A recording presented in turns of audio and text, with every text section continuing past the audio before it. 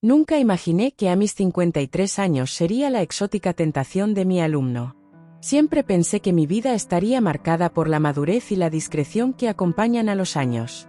Había aprendido a valorar la tranquilidad y a vivir en armonía conmigo misma, pero jamás creí que me convertiría en algo más que una guía académica para él. No solo lo dirigí en sus estudios, sino que también le empecé a enseñar cosas que nunca hubiera imaginado compartirle. Fue un juego peligroso, un fuego que encendí sin prever hasta dónde podría llegar. Me llamo Clara, tengo 53 años y soy profesora en un prestigioso instituto en Medellín. Siempre fui una mujer conservadora, de esas que la gente mira con respeto, pero también con una pizca de admiración. Sí, lo admito, me gusta cuidarme. Aún uso ropa ajustada, tacones altos, y esas blusas de seda que delinean mis curvas. Y no me malinterpretes, no es por vanidad, es que disfruto sentirme bien conmigo misma. Uso gafas de esas que marcan mis ojos marrones y me dan un aire serio. Mi cabello, una melena castaña que llega hasta los hombros, siempre está perfectamente peinado. Me dicen que tengo una elegancia natural, una mezcla entre discreción y sensualidad que nunca he buscado, pero que parece acompañarme a todas partes. Todo comenzó hace unos meses, cuando volví a ver a Mateo, uno de mis estudiantes. Él acababa de cumplir los 18 años, pero lo conocía desde muchos años antes. Su madre y yo habíamos sido vecinas durante años, y lo recordaba como un pequeño travieso que siempre jugaba en la calle. Jamás imaginé que ese niño crecería para convertirse en un joven tan diferente. Mateo era alto, con una sonrisa traviesa que parecía esconder secretos. Había algo en su manera de mirar, como si pudiera entender más allá de lo evidente, como si sus ojos tuvieran el poder de revelar secretos ocultos. Desde el primer día de clases, me di cuenta de que algo no estaba bien. Sus comentarios eran incisivos, cargados de una insinuación que me hacía estremecer. «Profe, ¿usted siempre ha vivido sola?», preguntó una vez en medio de una discusión sobre literatura. La pregunta no tenía nada que ver con el tema, pero había algo en su tono, en la forma en que sostuvo mi mirada, que me hizo sentir descubierta. «Mateo, volvamos al tema del poema, por favor», respondí, intentando sonar firme, pero por dentro mi corazón latía con fuerza. ¿Cómo se atrevía? Y más importante, ¿por qué me afectaba tanto? Desde ese día, Mateo se convirtió en una presencia constante en mi mente. No era solo en clase, me encontraba pensándolo mientras corregía trabajos, mientras preparaba la cena, incluso mientras intentaba leer un libro para distraerme. Y luego estaban esas miradas, esa manera en que me observaba, como si supiera algo que yo no. Una tarde, después de clase, se quedó rezagado mientras los demás estudiantes salían. «Profe, ¿puedo hablar con usted un momento?», dijo acercándose a mi escritorio.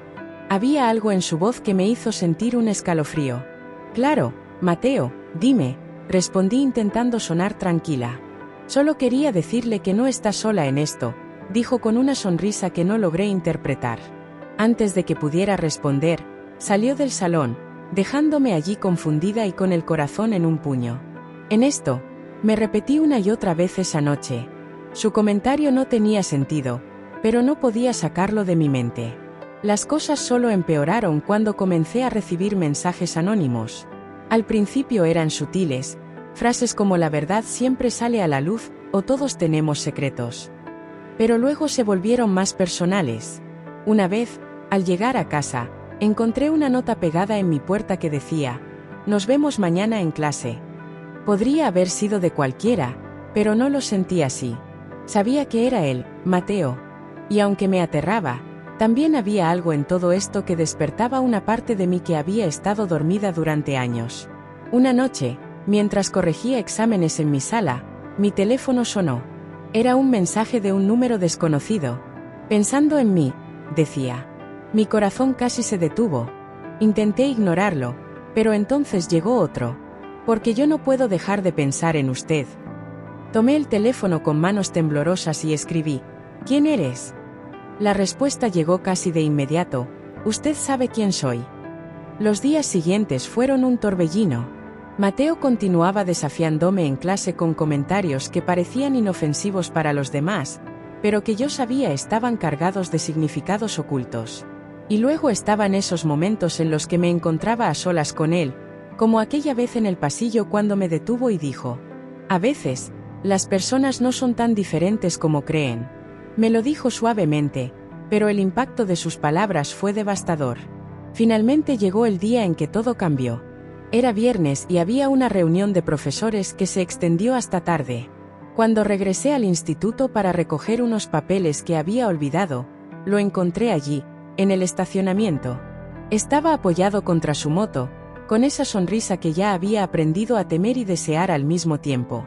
No debería estar en casa a estas horas, le dije, intentando sonar autoritaria.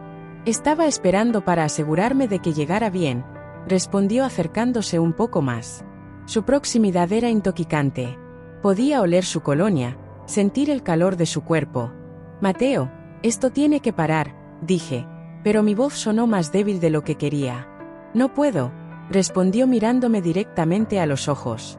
Y entonces, sin previo aviso, me besó. Fue como si el tiempo se detuviera.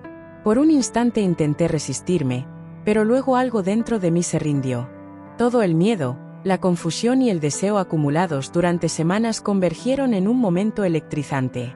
Nos refugiamos en la penumbra de un aula vacía, dejando que durante 2 horas nuestras emociones se desbordaran de una forma que nunca antes había experimentado con otra persona. Cuando finalmente todo terminó, me quedé allí sentada en el frío piso del aula vacía, recuperando el aliento y poniendo en orden mis pensamientos. Mateo se incorporó con esa tranquilidad que siempre parecía rodearlo, como si nada pudiera perturbarlo. Me miró con esa mezcla de seguridad y picardía que había aprendido a reconocer. Me esforzaba por concentrarme en mis clases, pero era una tarea imposible. Durante el almuerzo, recibí un nuevo mensaje, una dirección escrita en letras negras que decía «Ven sola». El lugar indicado era un viejo edificio abandonado en las afueras de la ciudad. Cada paso que daba hacia el interior se sentía como una condena. Al llegar a una de las habitaciones del segundo piso, los vi. Mateo y Valentina estaban allí, demasiado juntos. Mi corazón se rompió en 1000 pedazos. ¿De verdad pensaste que esto era real?, dijo Mateo con una sonrisa torcida. Fue divertido mientras duró, pero todo esto era solo un juego. No podía creer lo que estaba escuchando. Cada palabra era como un cuchillo. ¿Un juego?, murmuré con la voz quebrada. Valentina y yo teníamos una apuesta, continuó. Queríamos ver hasta dónde llegarías, y debo admitir que superaste todas nuestras expectativas. Valentina soltó una risa cruel que resonó en las paredes vacías. Eres más fácil de lo que pensé, me dijo con desdén. El mundo se desmoronó a mi alrededor. Quise gritar, llorar, pero estaba paralizada por la traición y la humillación. De repente, Mateo dio un paso hacia mí. No te preocupes, profe, siempre te recordaré. Fue una experiencia única, comentó con una sonrisa burlona. No recuerdo cómo logré salir de allí. Todo se volvió un borrón. Cuando finalmente llegué a casa, me desplomé y lloré como nunca antes.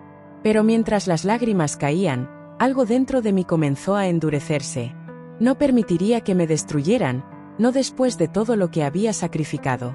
Al día siguiente, fui al instituto como si nada hubiera sucedido.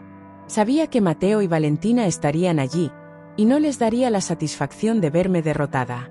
Me sentía destrozada, pero era consciente de que no podía permanecer en silencio.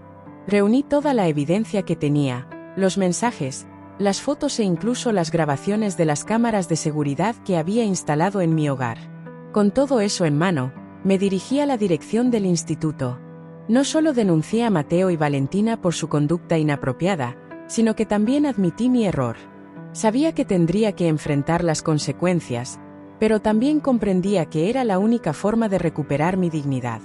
Cuando finalmente salí de la oficina del director, experimenté una extraña sensación de alivio. Había perdido mucho, sí, pero también había ganado algo, la certeza de que no permitiría que nadie más jugara con mi vida. Reflexionando sobre todo lo sucedido, entendí algo fundamental: a veces, el deseo y la pasión pueden cegarnos, haciéndonos olvidar quiénes somos y lo que realmente queremos. Sin embargo, también pueden servir como una llamada de atención, una oportunidad para redescubrir nuestra fortaleza y nuestra capacidad de sanar.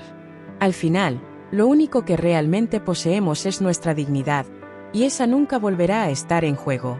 Si buscas más intensidad, la aventura no termina aquí. Dale me gusta y suscríbete para seguir explorando historias apasionantes y sorprendentes. No te detengas, hay mucho más por descubrir en nuestros próximos vídeos.